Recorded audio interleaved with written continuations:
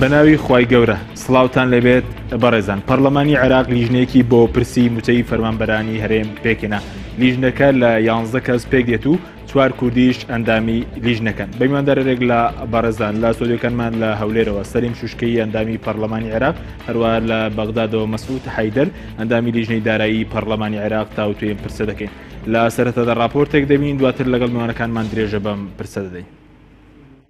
پەرلەمانی عێراق لیژنەیەکی بۆ پرسی موچەی فەرمانبەرانی هەرێم پێکهێنا. دوایەوەی پەرلەمانی عێراق لە ماوەی ڕابردوو پرسی موچەی فەرمانبەرانی هەرێمی تاوتوێ کرد، ئەمڕۆ بە فەرمی لیژنەیەکی 11 ئەندامی پێکهێنا. هومام حەموودی جێگیری یەکەمی سەرۆکی پەرلەمانی عێراق سەرۆکاتی لیژنەکە دەکات.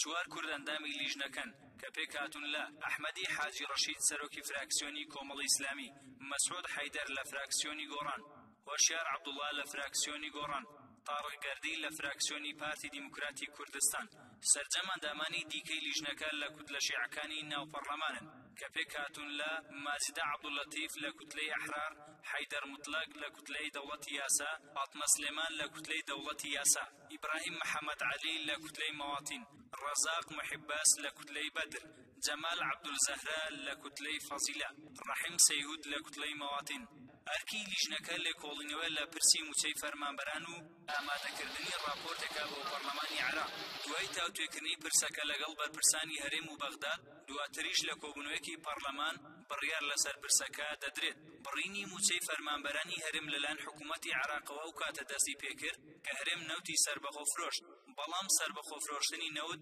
نەیتوانی موچەی فەرمانبەران دابین بکات و خەڵکی تووشی کارەسات کرد. دەست بەکاربوونی لیژنەی کێشەی موچەی فەرمانبەرانی هەرێم لەلایەن پەرلەمانی عێراق لە کاتێکدا هاوڵاتیانی کوردستان لە دۆخێکی نەهەمواردان و حکوومەتی هەرێمیش شکستی هێناوە لە دابینکردنی موچەی فەرمانبەران. تاوەکو ئێستاش پرسی نەوت لە نێوان هەرێم و بەغداد کە هۆکاری کێشەکەیە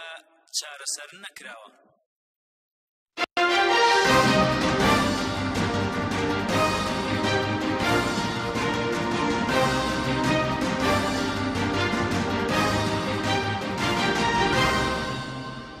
دووبارە سڵاوتان لەبێت بەڕێزان. کاک مەسعود، ئەگەر لە بەڕێستانەوە دەست پێ بکەین سەبارەت بەوەی کە ئایا ئەمڕۆ پەرلەمانی عێراق لە دانیشتنێکی ئاساییدا و لیژنەی پێکهێنا یاخود فەرمانی دەرچوونی لیژنەکە لەلایەن سەرۆکاتی پەرلەمانی عێراقەوە بووە؟ بەڵێ، بەنای خۆی بەخشن و مێرەبان، سەڵاو بۆ بەڕێزێت و بۆ برای بەڕێزم ماوسە سەلیم و سەڵاو بۆ بینەرانی بەڕێز. بڕیارەکە ماوەی پێش ئێستا لە ناو پەرلەمانە بڕیاری یەسەر درا، بەڵام پێویستی بە فەرمانی سەرۆکاتی پەرلەمانی عێراق هەبوو و داوا کرا لە لیژنەی دارایی و لە لیژنەی نەوت و غاز هەر لیژنەیەک 5 ئەندام پێشکەش بکەن. ئەو ناوانەی کە خۆتان لە راپۆرتەکەتە ئاماژەتان پێ کرد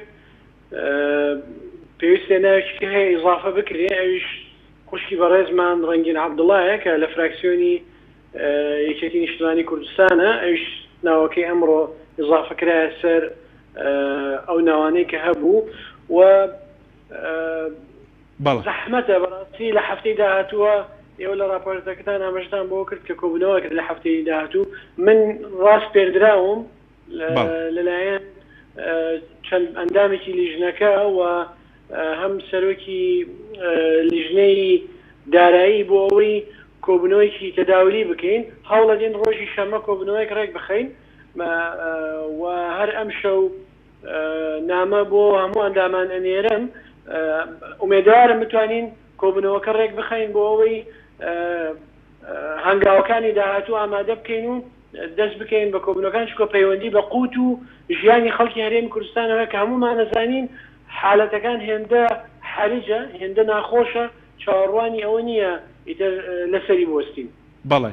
زۆر باش. سەبارەت بەوەی کە بەڕێز وتت ئەندامێکی تریش بۆ لیژنەکە زیاد بۆ کاتە ئێستا ئەندامانی لیژنەکە بوون بە 12 کەس جگە لە سەرۆک. هۆکاریتی و کە سەرەتا ئەو ئەندامەیتیانە بوو کە و فەرمانی سەرۆکاتی پەرلەمانی عێراق دەرچوو ناوی ئەو ئەندامەیتیانە بوو. مراعاتی ئەوە کراوە کە لە کوردیەکانە زۆرێک لە ئەندامەکانی تێدا بێ و دەستی سەرۆکایەتی ئەمڕۆ ئەو هاوکارەشمانی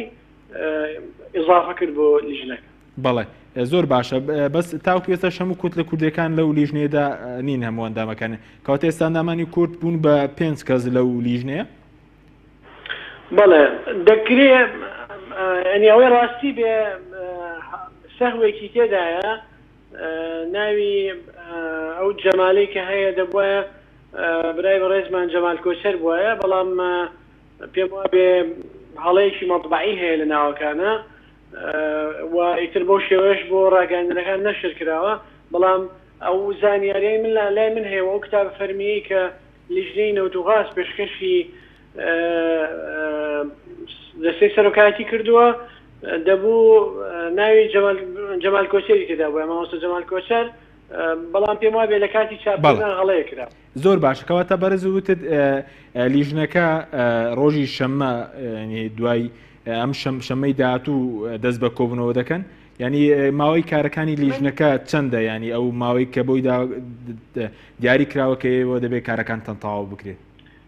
دەبێت لە ماوەی مانجێکا لیژنەکە راپۆرت ئامادە بکە ئەمڕۆ منیان ڕاست پارت وەکو منەسقێک هەوڵ بدەم ئەندامانی لیژنەکە ئاگدار بکەمەوە و هەوڵ بدەین کۆبنەوەیکی تەداولی بکەین بۆ ئەوەی وەکو بەرنامەی کارێک دابنین من بۆ خۆم لە تێڕوانینی خۆمەوە چەند بیرۆکەیەکم هەیە لە پەیجی ڕسمی خۆشم ئەمڕۆ ڕێی خۆم لەسەر ئیشوکارەکانی ئەو لیژنەیە نووسیوە پێم وایە دەبێت سەرۆکی لیژنەی دارایی پەرلەمانی کوردستان میوانداری بکەین یاخود داوەتی بکەین بانگشتی بکەین بۆی هەندێک زانیاری هەبیدا بەم لیژنە سەرۆکی لیژنەی وزەی پەرلەمانی کوردستان هەروە دەبێت بانگشت بکرێ و هەروەها هەردوو وەزیری دارایی و وەزیری سامانە سروشتەکانی هەرێمی کوردستان داوایان لێ بکرێ بە کتابی فەرمی کە بێن لەگەڵ ئەم لیژنەیە کۆبنەوە بکەن و زانیاری بدەن لەسەر وەزعی دارایی هەرێم هۆکاری دواکەوتنی موچە بۆچی ئەو پارەی نەوتەی کە هەرێمی کوردستان ئەیفرۆشێ ئەو پارەیە بەشی موچە ناکە بەشی ڕوبع موچەش ناکە ئەرکی ئێمەیە وەکو ئەم لیژنەیە کە پەرلەمان ڕامان ئیسپارد وەکو پەرلەمانێکی فیدرالی بابەتە بکەین بە حکمی ئەوەی یەک لە کوردستانە پەرلەمان پەک خراوە دوو پەرلەمانی عراق پەرلەمانێکی فیدرالی اتحادیە هەر کێشەیەک لە هەر پارچەیەکی عراق هەبێ بە هەرێمی کوردستانیشەوە کە بەپێی دەستور بەشێکە لە دەوڵەتی فیدرالی دەبێ پەرلەمانی عراق بە دوواداچوونی بۆ بکە و ئەگەر پێویستی کرد طبعا ئەو کاتە ئەندامانی لیژنەکە بڕیا لەسەرەوادن پێویستی کرد هەم لەگەڵ سەرۆکی حکوومەتی هەرێم و حکوومەتی هەرێم کۆبوونەوە بکرێ و هەم لەگەڵ سەرۆکوەزیرانی عراق بۆ ئەوەی ئەرکی ئێمە ئەوەیە یەکەم کێشەکە دەستنیشان بکەین چییە دوو هەوڵ بدەین بۆ چوونەکانی هەرێم و بەغدا لەمەڕ اتفاقی نەوتی بینی هەرێم و بەغدا کە 550,000 بەرمی نەوتە و لە یاسای بودجێ کراوەتەوە هەوڵ بدەین عاملی پۆزیتیڤ بین عاملی خێر بین بەڵێ زۆر سپاس هەرێمی کوردستان التزام بکە و عێراقیش پشتی هەرێمی کوردستان بنێرێ بەڵێ سوپاس دواتە گرم وڵای بەڕێستان مامۆستا سەلیم جەنابیشتان بەخێر بێن دەمێ ڕای بەڕێز شامزان لەسەر کارەکانی پەرلەمانی عێراق بۆ مەسەلەی بەراچوونی کێشەی موچەی فەرمانبەرانی هەرێمی کوردستان و پێکێنانی ئەو لیژنەیە بە بڕای بەڕێستان پەرلەمانی عێراق دەتوانێت چ ڕۆڵێک ببینێت لە مەسەلەی چارەسەرکردنی ئەو کێشەی کە ئێستا بەرۆکی موچەخۆرانی هەرێمی کوردستانی گرتووە بەناوی خوای بەخشندەی میهرەبان سڵاو ڕێزمان هەیە کاک عەبدولحەکیم بۆ جەنابت و بۆ کاک مەسعود و بۆ هەموو بینەرانی ئازیز و خۆشەویست لە ڕاستیدا پەرلەمان ڕۆڵێکی ڕقابی هەیە چاودێری هەیە و لە چاودێری زیاتر سەر ڕایەوەکە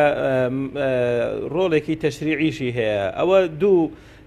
ئیشی سەرەکی پەرلەمانن لە هەموو دنیا لێرەدا ئەم لیژنەیە کە تەشکیل دەکرێت بۆ ئەوەیە کە کۆب بێتەوە و سەرەتا لێکۆڵینەوە بکە بەڵام پێم خۆش ئێمە شەفاف بین و سەریح بین لەگەڵ خەڵکی خۆمان هیوادارین نەبێتە مای کاتکوشتن و کات بەڕێکردن چونکن لە ئێستادا خەڵکی هەرێمی کوردستان زۆر بێهیوا بووە و کاریش کە دەکەوێتە سەر لیژنە و لیژنەکاری و کۆ ببێتەوە و بەبێ ئەوەی مەشروعێکی لەبەردەست بێ بەبێ ئەوەی کە داتایەکی لە بەردەست بێ لە کاتێکا کە ئەوە هەموو پێویستی بە تحقیق و لێکۆڵینەوە هەیە. من پێم وایە ئەنجومەنی نوێنەرانی عێراق تا ئێستا ئەو ئەندامانەی کە کوردین لەوێ ئاگامان لە هیچ ڕێکەوتنێکی بینی هەرێم و بەغداد نەبووە و لە هیچ ڕێکەوتنێکدا لە هیچ ئیتیفاقیەکدا پرسوڕا بە ئەندامانی پەرلەمانی عێراق نەکراوە. کاتێک کە پرست پێ نەکرێ نازانی ئەجندای ئەو کۆبوونەوانە چیە تاکو تو بتوانانی لیژنەی بۆ تەشکیلکەی و متابعی بکەیت. ئایا ئەو لیژنەیە بە قەناعەتی من ئەرکەکانی زۆر قورسە؟ ئایا دەتوانێت وەزیری سامانە سروشتیەکان بانکا و لێکۆڵینەوەی لەگەڵ کا لە کاتێکاوان ئامادە نەبوون بۆ پەرلەمانی ئێرە بنێرن؟ ئایا دەتوانێت ئیحسایەکی تەواوی دەستکەوێ یامگەیەتە بنبەست لەوەی ئایا هۆکاری دواکەوتنی موچە لە هەرێمی کوردستان چییە لە کاتێکا کە نەوت دەفرۆشرێ و داهاتێکی زۆر هەیە و ناتوانێت ڕوبعە موچەیەک بۆ موچەخۆرانی هەرێمی کوردستان دابین بکرێ؟ ئایا ئەو لیژنەیە لەو 6-7 کەسە چۆن دەتوانن کتابی خۆیان بەرزکەنەوە؟ من پێم وایە پێویستی بە لیژنە نەدەکرد. ئەو لیژنەیە ینی بە قەناعەتی من ناتوانێت سەرکەوتوو بێ، زیاتر پێویست بەوە بێ کە لە هەرێمی کوردستانەوە پەرلەمان ئاگاداری ئەو ڕێکەوتنە بێ، ئەو کۆبوونەوانە بێ کە لە نێوان هەرێمی کوردستان و بەغدا بەڕێوە دەچێ و ئەوان چاودێری شێوازی جێبەجێکردنی ئەو ڕێکەوتنە بن. بەڵێ زۆر باشە. بۆچی بەڕێز پێ وایە کە کارەکانی ئەم لیژنەی سەرکەوتوو ناوێت بۆ چوونەکەی بەڕێز پەیوەندی بۆیە کە لە کوردستان ڕێگە نەدرێت لیژنەکە وەکو پێویست کاری خۆبکاوی کە بەڕێزوتت وەزیری سامانە سروشتەکان ئامادە نەبوو بچێتە پەرلەمانی کوردستان؟ ئامادەیە مەسەلەن لەگەڵ ئەم لیژنەیە کۆبێتەوە یاخود داتاکانی نەوت بدرێت بەم لیژنەیە؟ ئەو کارەکەی وێ بە بڕای بەڕێستان؟ من قەناعەتم وایە ئەو لیژنەیە لەسەر وردەکاری تەشکیلکردنی ئەو لیژنەیە بۆ ئەوەیە کە بتواندرێ راپۆرتێک ئامادەکە و بیداتە پەرلەمان کە هۆکاری ئەوەیە کە موچەی موچەخۆرانی هەرێمی کوردستان بڕاوە و لەبەر ئەو هۆکارە نەدراوە. خۆ هەمومان دەزانی هۆکارەکە چ بوو کە بۆچی موچە لە بەغداوە قەتع بوو، لەبەرەوەی بوو کە ئەو ڕێکەوتنەی کە لە نێوان هەرێمی کوردستان و بەغدا کرا پابەند نەبوون پێیەوە و نەتواندرا بە فعلی ئەو ڕێکەوتنامە تەفعیل بکرێ و لە کاتێکا بەپێی دەستوری عێراق داهاتی هەموو ئەقالیم و محافەزەکان دەبێ بگەڕێتەوە حکوومەتی ئیتیحادی، ئەوە بڕگەیەکی دەستوری دەنگ لە سەردراوی دەستوری ثابت کراوە بە دەستور. یعنی چۆن دەتوانی تۆ مخالفەی دەستور بکەی؟ من پێم سەیرە ینی ئەو لیژنەیە لە کاتێکا کە حەیدەر عەبادی ڕای دەگەێنێ کە موچەخۆرانی هەرێمی کوردستان 800,000 کەسە بە زیادەوە کە داینین 800,000 کەسە لەکە ئێستادا 1,400,000 موچەخۆرت هەیە. ئەوان ئامادەنین بە هیچ شێوەیەک ئەو موچەیە بدەن بەو خەڵکەی کە ئیش بۆ حیزبەکان دەکا بۆ ڕازیکردنی دڵی کادیرەکان وەختی خۆی خەڵک تەعین کراوە و ئێستا زۆربیان کار دەکەن لە مەقەڕە حیزبیەکان و کەناڵە فەزایی سەر بەلایەنە سیاسیەکان. ئەوانی زۆر جوان دەرگ بۆ دەکەن ئامادەنین ڕاتبی خەڵکی حیزبی لە حکوومەتی فیدرالیەوە بدرێ. هەر ئەوەش بووە کە مۆزەفە ڕاستەقینەکان بوونە زەحیەی ئەو خەڵکانەی کە بە نایاسایی تەعین کراون. بەڵێ کەواتە بندیوارەکان هەم لێرە کێشان بۆ موچەخۆرانی کوردستان دروستکووەم لە بەغداش بوونەتە کێشە، یعنی ئەو ئاماری بەڕێز کە دەڵی عەبادی تەنە 800,000 موچەخۆری فەرمی هەیە لە عێراقەوەی کە لە هەرێمی موچەخۆرانی هەرێمن کە پێشتر نێردراون، یعنی لەوە زیاتر نییە ڕێژەکە؟ ئەو 1,400,000 نییە؟ ئەو دەڵێ ئەمە دەڵێ ئێمە ئەو موچەخۆرانە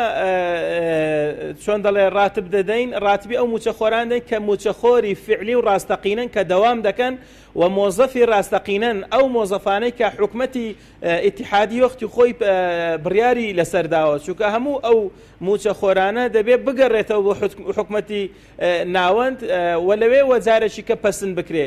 بەڵام ئەو خەڵکانەی کە لە دوای ئەو ئینشقاقە سیاسیە دروست بووە ئەوان ئامادەنین ڕاتبەکەی بدەن و ئەگەر بیشی دەن لەوانەیە بە شێوەیەکی کاتی کە دەڵێ بە شێوەی سلفە دەدرێ تاوەکو عەمەلیەی عەسکەری نینەوە کۆتایی پێدێ.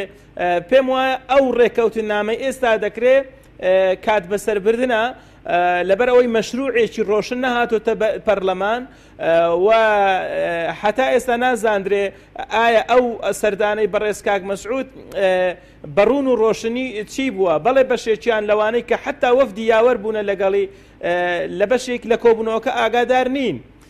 بۆیە دەبێت ئێمە لەمەوە ئەگەر بمانەوێت ڕێکەوین کە ئێمە نوێنەری خەڵچین و لەوێ نوێنەراتی خەڵکی هەرێمی کوردستان دەکەین دەبێت لە ورد و درشتی ئەو کۆبوونەوەانە ئاگادار بین و دەبێت بزانین ئەو مەشروعەتیە تاوەکو ئێمە بتوانین کاری لەسەر بکەین کاری هاوبەشی بۆ بکەین و ئەو خەڵکانەی خۆمان کێستا لەو لیژنەیەدان ئەگە بەرچاویان ڕوون نەبێ چۆن دەتوانن کار بکەن یعنی دەبێت سەر لە نوێ هەڵبستن تامانجێک بەدا متابعە و کتاب و ناکتابوکم بکەن ئەوەش بەڕاستی کاتێکی زۆر دەبا لە کاتێکا کە خوێندن و دیراستە لە هەرێمی کوردستان کەوتۆتە مەترسیەوە یعنی خەڵک تەوە زیاتر تەحملی نەماوە بۆیە کارسپاردن بە لیژنەکان کارەکە زۆر درێژ دەکاتەوە و هەموو حکوومەتی هەرێمی کوردستان ئەوانەی هەموو لایە بەڵام تا چەند ئەو لیژنەی قەناعەت بە و راپۆرتانە دەکا کە هیچی قەومتمانەیەک لە مابەینی حکوومەتی هەرێمی کوردستان و بەغدان نەماوە. بەڵێ زۆر باشە سەبارەت بۆی کە بەرەز وتت هەموو خەڵک دەزانێەوە کاری بڕینی موچەی فەرمانبەرانی هەرێم چی بوو جێبەجێ نەکردنی ڕێکەوتنەکە لە نێوان هەرێم و بەغداد بەڵام پرسیاری ئەوەیە کە ئایا ئەوە هەرێمی کوردستانە بۆتەوە کاری جێبەجێ نەکردیان بەغداد بووە جێبەجێ نەکردووە کە بڕینی موچەی فەرمانبەرانی هەرێمی کوردستانی لێکەوتەوە. ئێمە ئەو ڕۆژەی هەر لە ناو خودی مەجلیسی نوابی ئیشارەتم بەوەیدا کە پێویستە ینی خەلەلەکە لەکوێدایە لەوەدایە کە ئێمە وەکو ئەندامانی پەرلەمان ئاگاداری خودی ڕێکەوتنەکە نەبووین و هیچ ئەندامێکی پەرلەمان ئامادە نەبووە لە کۆبوونەوەکە و لە پاشانیش پێمان ڕانەگەێنراوە کە ئێمە 1 2 3 لەسەر ئەو خاڵانە ڕێکەوتوین کە ئێمە ئاگامان لێ نەبێت چۆن دەتوانین متابعی بکەین خودی ڕێکەوتنەکە حتا بەنووسینیش بۆ ئەندامانی پەرلەمان نەهاتووە و ڕۆڵێکی ڕقابیان نەداینێت تاوەکو و ڕۆڵێکی حتا دەرە سڵحیشیان نەداینێت بزانین ئایا چێهەیان حەکەم بین ئایا کامەیان ملتەزیم نەبووە بە ئیتیفاقەکەەوە کە بەغدا هەرێمی کوردستان تۆمەتبار دەکا بەوەی کە ئەو بڕە بەرمیلەی کە بۆی دانرابوو کە ڕادستی بەغدای بکان نەیکردووە و کوردستانی زەڵە هەر ئەوەندەم پێکراوە لە نەتیجەدا هاوڵاتیانی هەرێمی کوردستان زەرەتمەند بوون. بەڵێ سوپاس دەکەین کاک مەسعود ئەگەر بگەڕێن و لای بەڕێستان مامۆستا سەلیم پێی وایە کارەکانی ئەم لیژنەیە قورسن و ڕەنگە سەر نەگرێت سەبارە بەوەی کە لە هەرێمی کوردستان وەکو پێویست داتا و معلومات بە لیژنەکە نەدرێەوە و بازەوە کە کار شێورامی مەسەرەن ئامادە نەبووە بچێتە پەرلەمانی کوردستان ئایا ئامادەیە زانیاری بدات بە لیژنەکانی ئەو لیژنەی کە پێکاتووە یاخود لە ڕووی یاسایەوەی دەتوانن چی بکەن ئەگەر معلوماتان پێ نەدرا وەڕێگری لە کارەکانتان کرا؟ بێگومان بربەست ئەبێ و ئێمە ناڵێن ئیش و کارەکانی ئەم لیژنەیە کارێکی زۆر ئاستان و هەموو شتەکان لە بینی شەو ڕۆژێکا چارەسەرەکەین و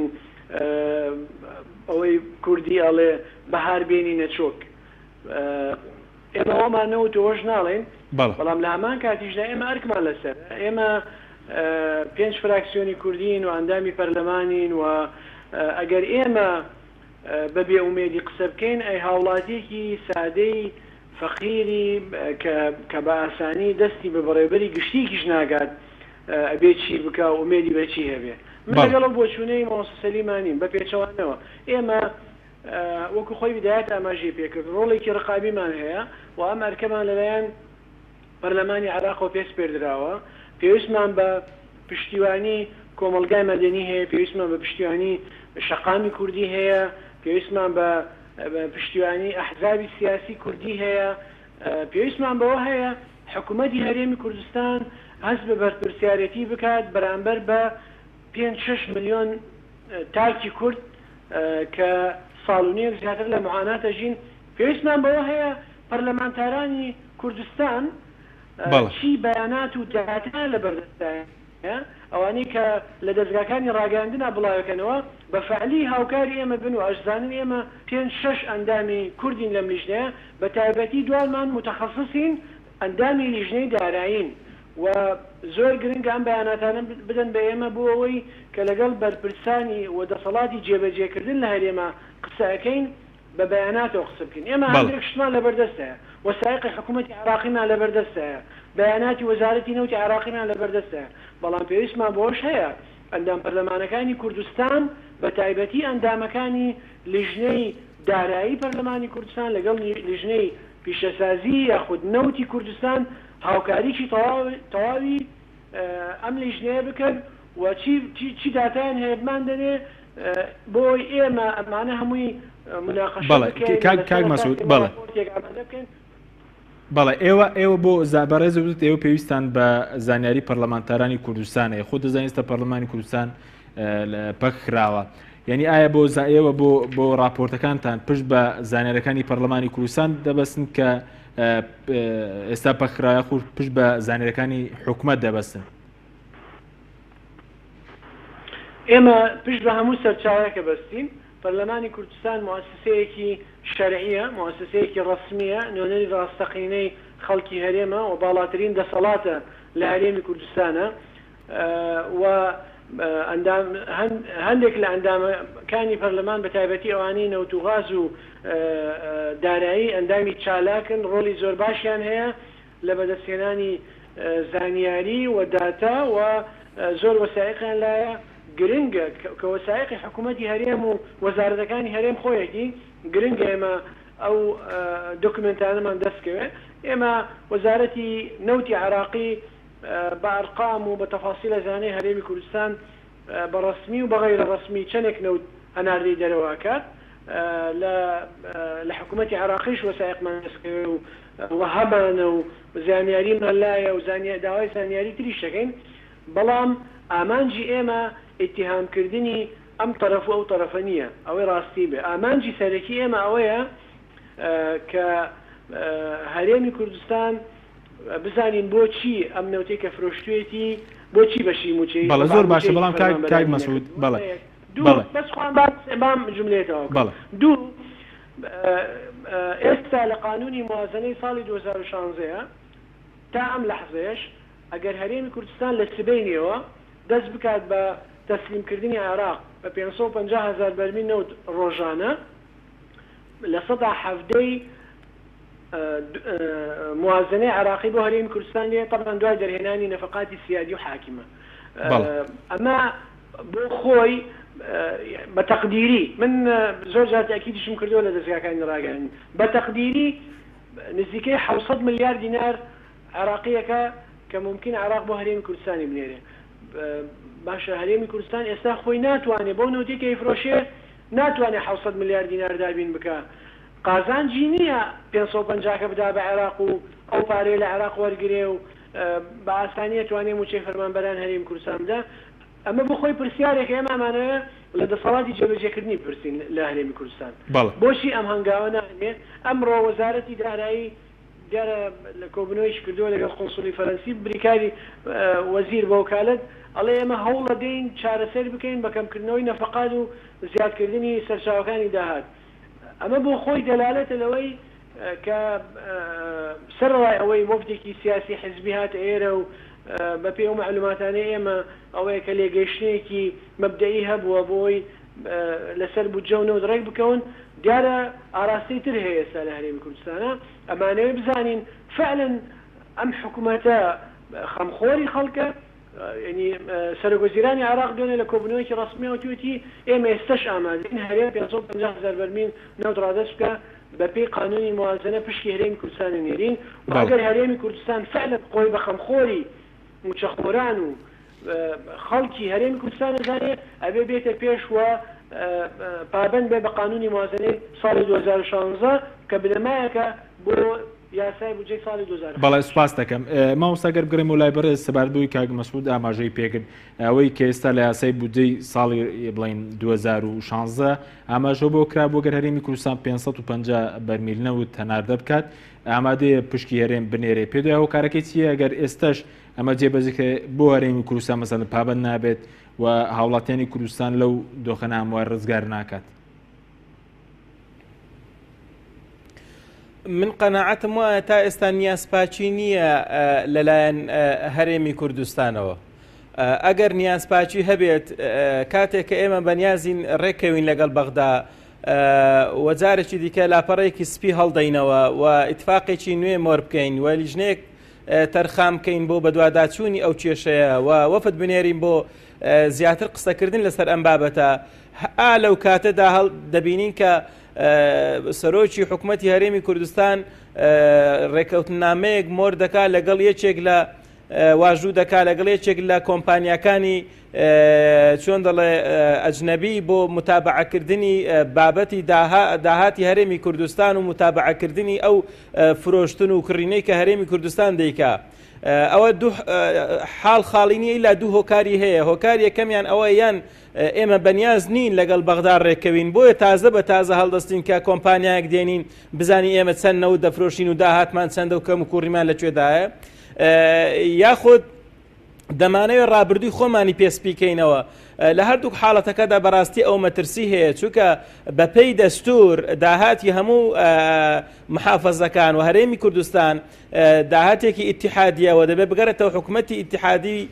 لەوێوە جارێکی دیکە تەوزیع دەکرێتەوە، بە هیچ شێوەیەک ناتواندرێت لە ڕێگای تەسکیەی ئەو کۆمپانیایەوە کە جێگای لیژنەی نەزاهەی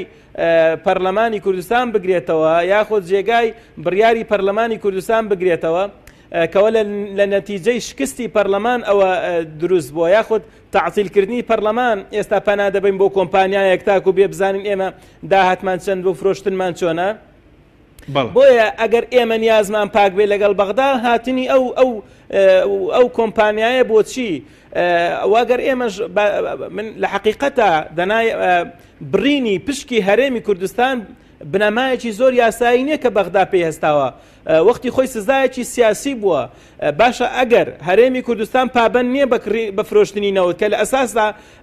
دەبێت فعلەن بە تەنسیق لەگەڵ حکوومەتی بەغدا بیفرۆشێت کە وای نەکردووە،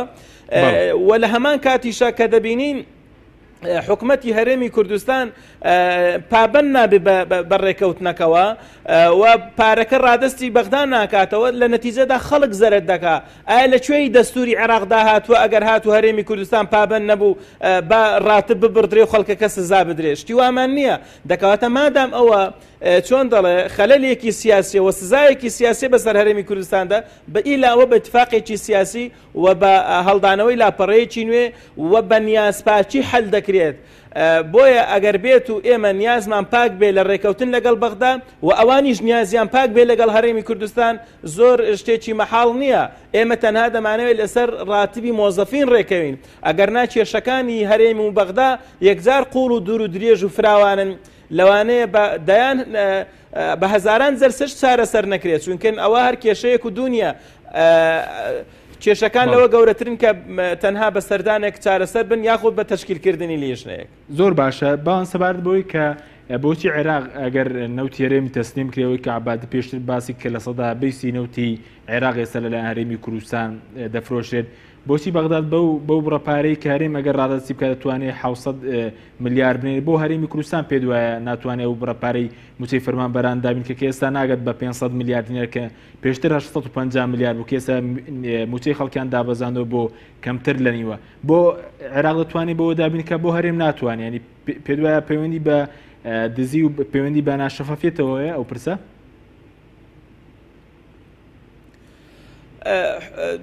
سیاسیەکانی عێراق زۆر جار ئەوە دووبارە دەکەنەوە کە ئێمە دەزانین هەرێمی کوردستان لە 550,000 بەرمیل زیاتر ئینتاج دەکات، بەڵام ئێمە وەکو هەنگاوێک بۆی کەچی کە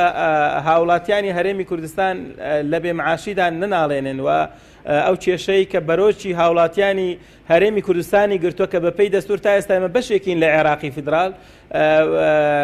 ئەوان بتوانن چۆن دەڵێ ئەو معاناتە لەسەر خەڵکی هەرێمی کوردستان لابن، چونکە دەزانن ئێستا ئەو سزایی کە بەسەر هەرێمی کوردستاندا سەپێنراوە، ئەو حەسارە اقتصادی کە لەسەر ئێمە دانراوە کە ئێمە هەڵبستین نەوتی خۆمان بفرۆشین کە پێمان نافرۆشە، یا کە دەفرۆشین داهاتی بزر دەبێ یان کە داهاتیشی دیارە بەش ناکە، ئەوە لە نەتیجەدا خەڵک و جەماوەر و موچەخۆرانی هەرێمی کوردستان زەرەدیان کردووە و بەڕاستی بۆ عێراقیش شتێکی ئیحراجیە کە ئێمە تا ئێستا بەشێکین لە عێراق و ئێمە نوێنەرایەتی خەڵکی خۆمان دەکەین و لە پەرلەماندا وجودمان هەیە بۆ مەشتێکی ناخۆشە کە نەتوانین دیفاع لە قوتی هاوڵاتیانی هەرێمی کوردستان بکەین. بۆیە لە دانیشتنی و دوایەدا ئێمە ئەو بابەتەمان بە دوور و درێژی باس کرد و ئەوە سەرەتایەک بوو بۆی کە بتوانرێ ئەو لیژنەیە تەشکیل بکرێ و سەردانی ئەو وەفدەش ئێمە بۆ خۆی لە خۆیدا یعنی چۆن دەڵێ هەوڵێکە لە هەوڵەکان کە پێویستی بە شەفافیەت و بە نەتیجە و بە مەشروعێکی ڕوون هەیە تاوەکو ئێمەش هەموو بەرچاومان ڕوون بێ بزانین ئایا هۆکارەکانی چیەوە سەردانەکە چیەوە محتەوا ئەجێندای ئەو سەردانە چیە. بەڵێ سوپاس دەکەم بەڵێ بینەرانی بەڕێز ناوبڕێکی کورد وەردەگرین دواتر دەگەڕێنەوە وڵاتان لەگەڵمان بمێنەوە.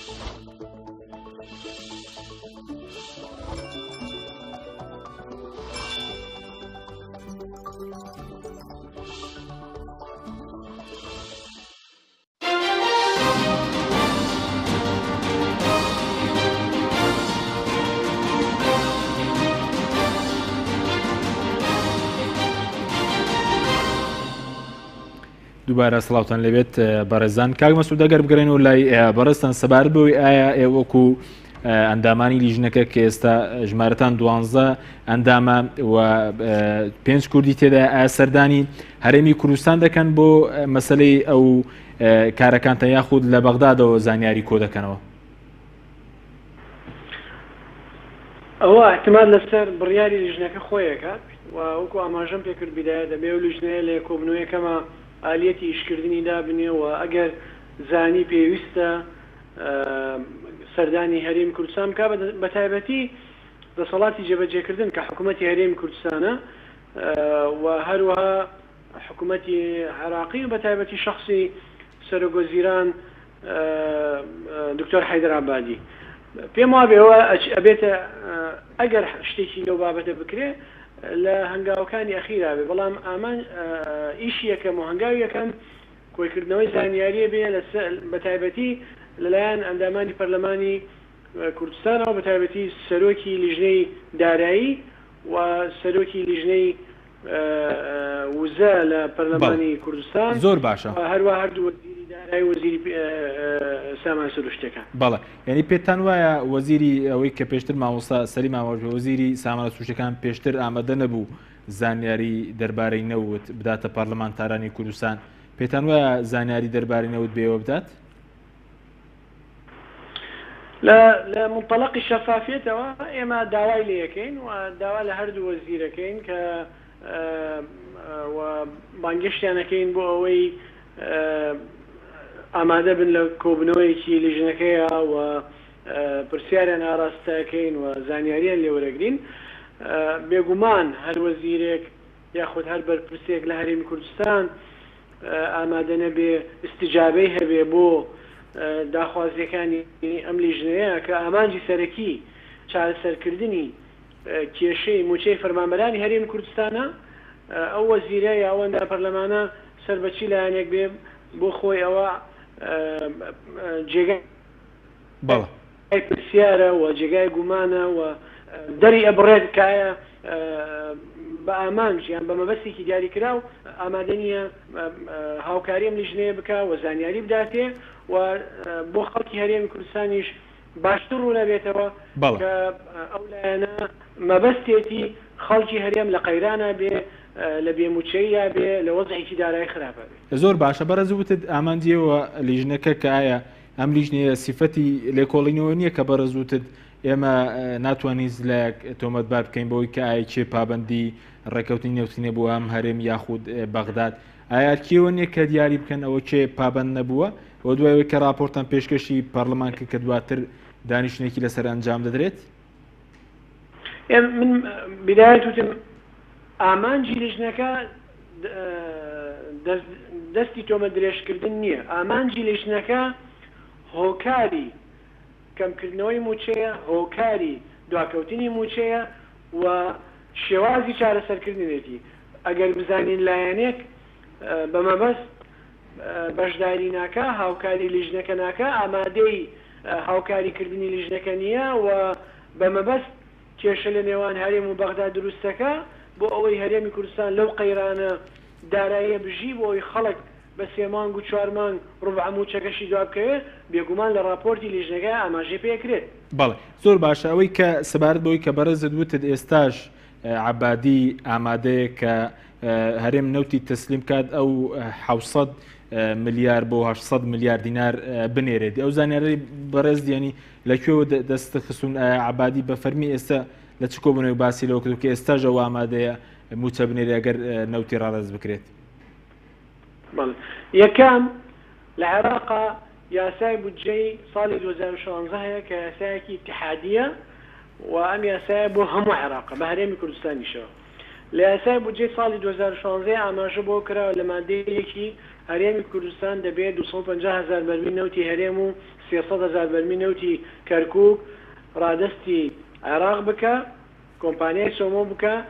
لە مادەکانی 9 و 11 ئاماژە بە پشکی هەرێم و مستحقاتی هەرێم کراوە کە تێیدا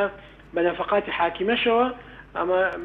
تحدید کراوە کە پشکی هەرێم چەندێکە بە پێی ئەو معلوماتی کە ئێمە لامانە و ئەو بەیاناتانی کە بەیاناتی وەزارەتی دارایی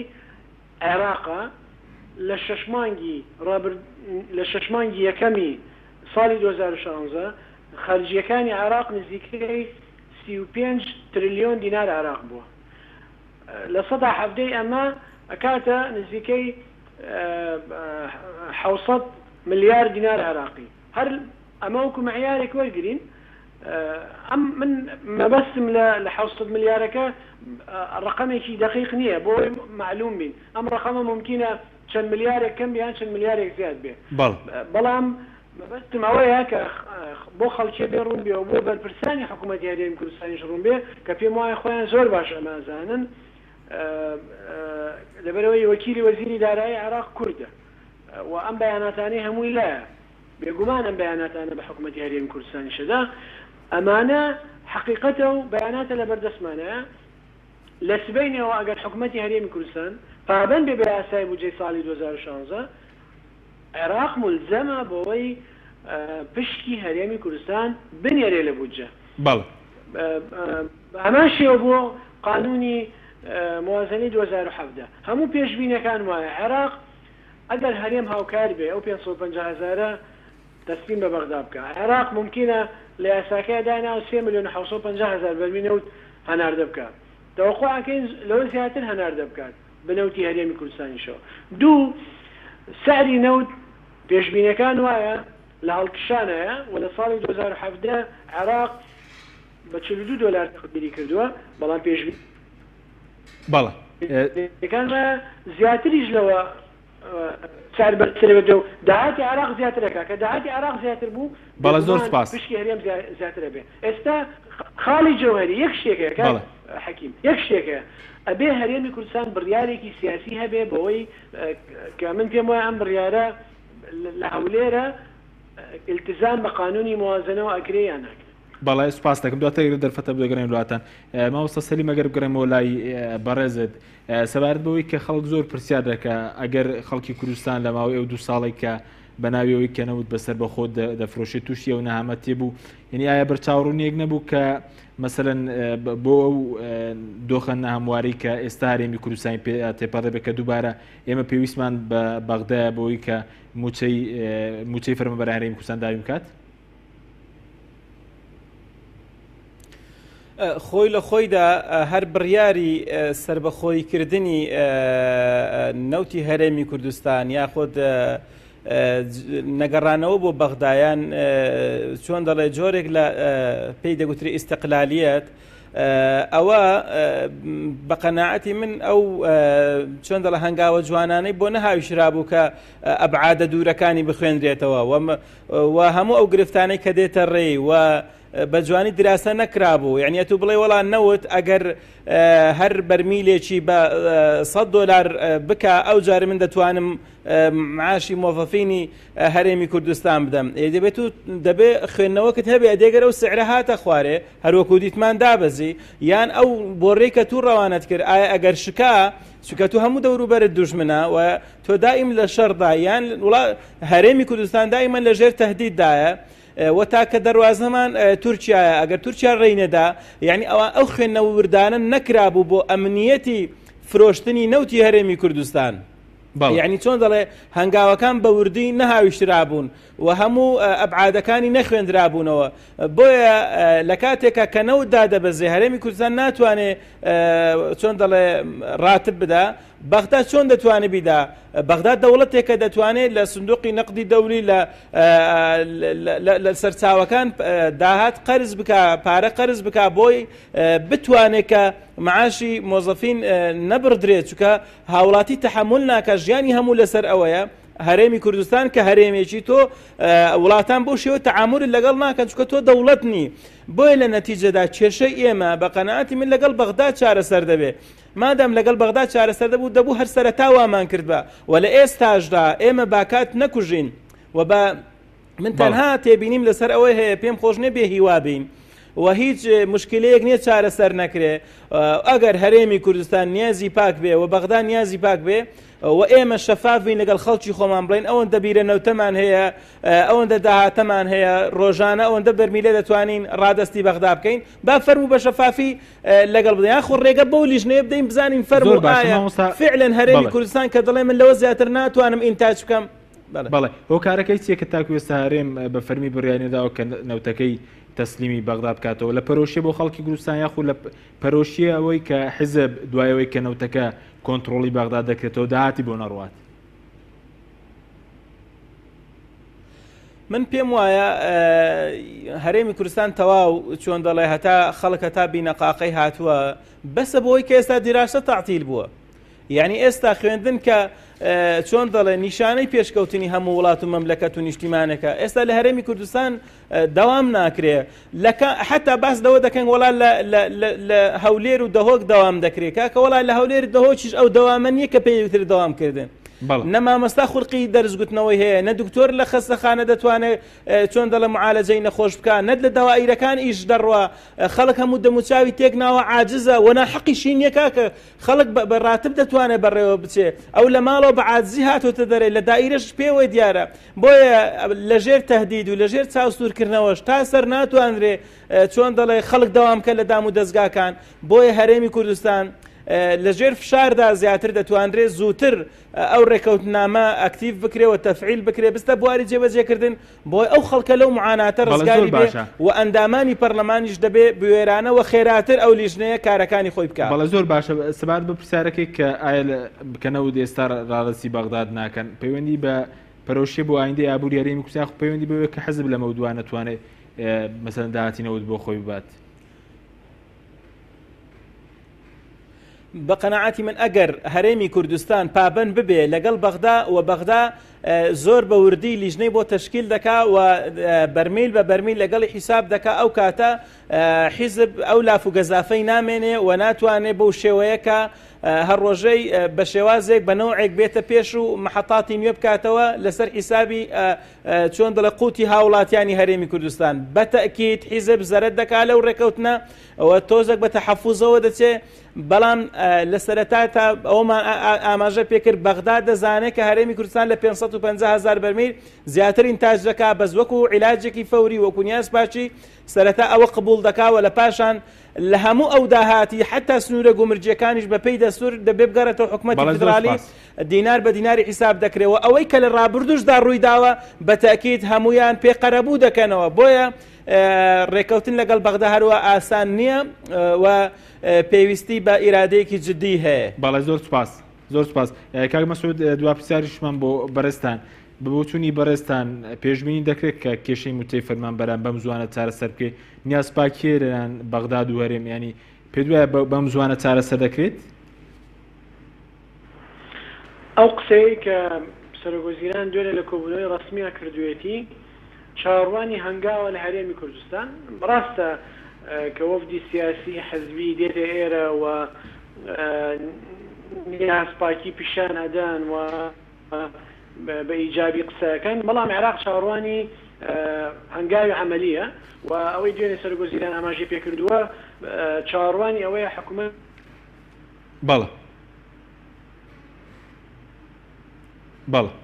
بەڵێ زۆر سپاس دیارەکاتشمان تاو زۆر سپاس بۆ کاک مەسعود حەیدەر ئەندامی لیژنەی دارایی پەرلەمانی عێراق کە بەڕێزیان لە بەغدادەوە لەگەڵمان بوو. زۆر سپاس بۆ مامۆستا سەلیم شوشکەی ئەندامی پەرلەمانی عێراق کە بەڕێزیشان لە هەولێرەوە لەگەڵمان بوو. سپاس بۆ بینەرانی بەڕێز، سپاس بۆ هاوکارانم تا بەرنامەیەکی تر خواتان لەگەڵ.